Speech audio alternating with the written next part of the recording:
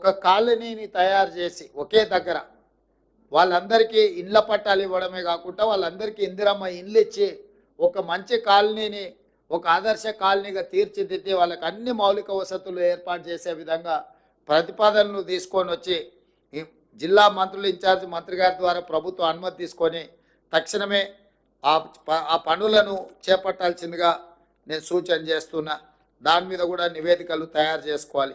అదేవిధంగా ఈ పశు సంపద ఏదైతే చనిపోయిందో పశువులకు 50,000 రూపాయలు మనం ఇస్తున్నాం నష్టపరిహారం, గొర్రెలకు మేకలకు 5,000 రూపాయలు నష్టపరిహారం ఇస్తున్నాము.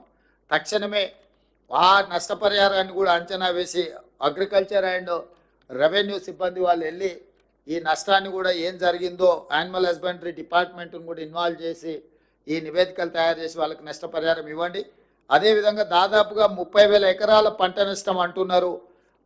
అగ్రికల్చర్ సిబ్బందిని కూడా గ్రామాలకు వెళ్ళి ఇంకా ఏమైనా అధికంగా ఉందా, ప్రజలకు ఏం నష్టం జరిగింది, రైతులకు తక్షణమే చూసి ప్రతి ఎకరాకు 10,000 రూపాయల నష్టపరిహారానికి ప్రతిపాదనలు పంపించి తక్షణమే సహాయక చర్యలను కూడా చేపట్టండి.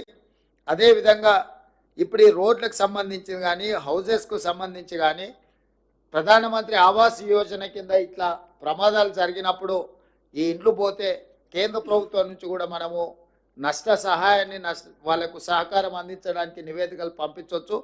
కేంద్ర ప్రభుత్వం నుంచి కూడా ఏమేమి మనము నష్టపరిహారం దీనికి పొందవచ్చో నివేదికలు తయారు చేయండి. కేంద్ర ప్రభుత్వానికి కూడా నివేదించడానికి మనం నిన్ననే ప్రధానమంత్రి గారికి లేఖ రాష్ట్రము తెలంగాణ రాష్ట్రంలో వచ్చిన ఈ ఉపద్రవము జాతీయ విపత్తుగా ప్రకటించాలి.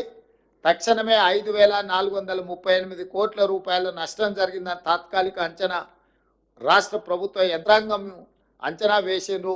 ఈ అంచనాను పరిగణలోకి తీసుకొని 2,000 కోట్ల రూపాయలు తక్షణమే తెలంగాణ రాష్ట్రానికి విడుదల చేయండి.